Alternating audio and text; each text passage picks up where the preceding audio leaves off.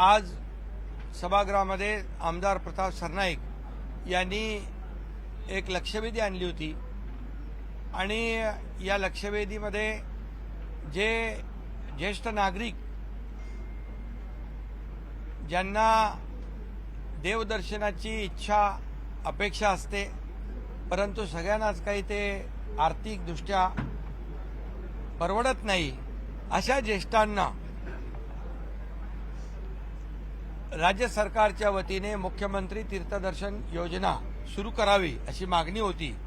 त्यामध्ये जी काही देवस्थानं आहेत, हिंदू आहेत, चारधाम आहेत, आपली तिरुपती म्हणजे जे काही तीर्थक्षेत्र आहेत त्यामध्ये जैन तीर्थक्षेत्र आहेत, ख्रिश्चनांची आहेत, आणखी हिंदूंची आहेत, बौद्धांची आहेत, परमात्माची सगळे जे काही लोक जे तीर्थक्षेत्र आहेत या तीर्थक्षेत्राची यात्रा ज्यांना ज्यांना करायची आहे अशा लोकांसाठी एक योजना करावी अशा प्रकारची मागणी होती। सरकार हे सर्वसामान्यांचं आहे त्यामुळे ज्येष्ठांना जे तीर्थयात्रा परवडणारी नाही, कारण आमचे अनेक आमदार इथं प्रताप सरनाईक आहेत, राम आहेत, कदम, आपला प्रकाश सुर्वे आहेत, भोंडेकर आहेत, बरेच आमदार, सगळ्यांची नावं मी घेत नाही, दरवर्षी आपापल्या मतदारसंघातून या ठिकाणी तीर्थयात्रेला घेऊन बच्चू कडू पण बऱ्याच लोकांना तीर्थयात्रेला घेऊन जातात। त्यामुळे दिव्यांगांचं त्यांचं मोठं काम आहे। दिव्यांगांना देखील जे काही त्यांना सोयी सुविधा देणं खरं म्हणजे ते देखील एक पुण्याचं काम आहे आणि म्हणून आज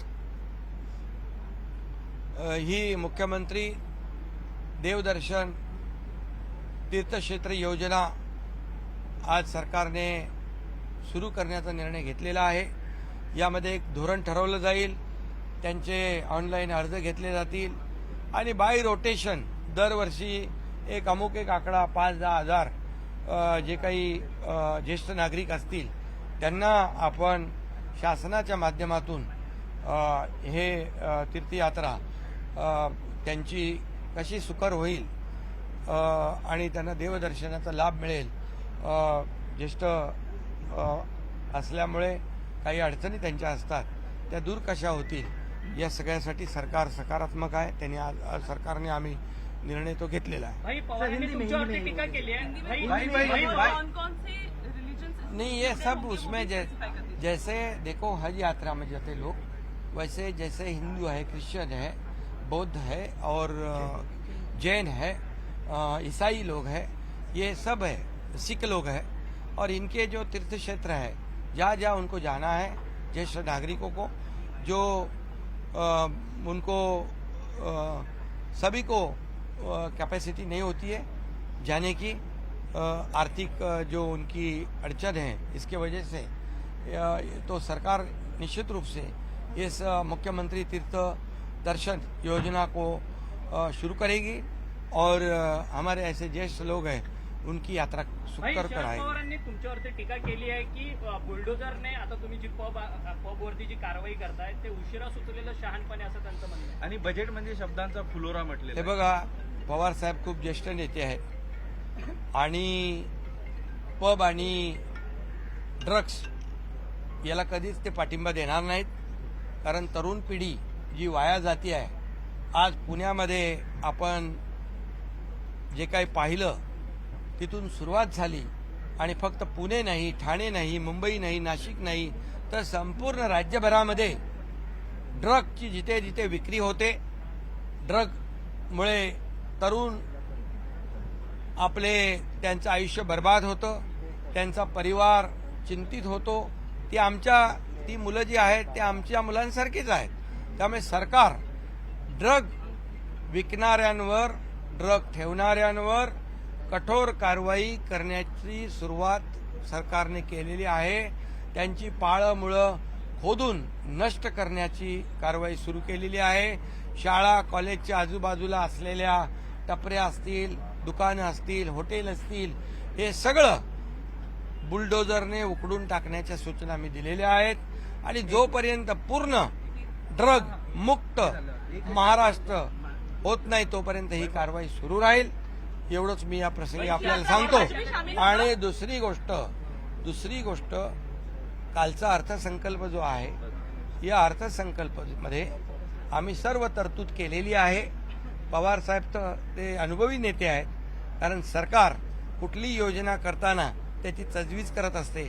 आज तर मुख्यमंत्री लाडकी बहीण योजनेचा GR काढला आम्ही, आणि GR सभागृहात दिला विरोधी पक्षनेत्यांकडे. त्यामुळे हे सर्व GR निघतील, त्यांच्या खात्यामध्ये डीबीटीने पैसे जातील थेट अकाउंटमध्ये. त्यामुळे कुणी याच्यावर आता राजकीय भाष्य करू शकतात, हे जुमले वगैरे, कारण ज्यांनी यापूर्वी खोटी आश्वासनं दिली, शेतकऱ्यांचे पैसे आम्ही कर्जफेड करतो, जे रेग्युलर कर्जफेड करतात त्यांचे 50,000 रुपये इन्सेंटिव्ह देतो म्हणून मागच्या महाविकास आघाडी सरकारने निर्णय घेतला, पैसे दिले नाही, पैसे आम्ही देतोय, त्याची पूर्तता आम्ही करतोय. त्यामुळे जे जे आम्ही बोललेलो आहे ते सर्व करणार. सर्वसामान्य माणूस, शेतकरी, कष्टकरी, वारकरी, महिला भगिनी, युवा, सुशिक्षित, बेरोजगार, ज्येष्ठ सगळ्यांना त्याच्यात इन्व्हॉल्व केलेलं आहे. आणि मी कालच म्हटलेलं आहे, हे सर्वसामान्यांचं सरकार आहे आणि हे बजेट देखील हे सर्वसामान्यांच्या हितासाठी आम्ही केलेलं आहे. महाराष्ट्रामध्ये ज्याचं उद्घाटन केलं त्याच्यामध्ये फक्त पांडुरंगाची मूर्ती आहे म्हणून जितेंद्र आव्हाड तुमच्यावर आरोप करतायत की तुम्ही पांडुरंग आणि रुक्मिणीला वेगवेगळं करून टाका. अरे आता त्याच्यावर काय बोलायचं, त्यांना पांडुरंग आणि तिकडची माहिती काढावी पहिली. तीर्थ यात्रा में हज भी शामिल होगा. वो तो पहिले सर, ज्या योजना लागू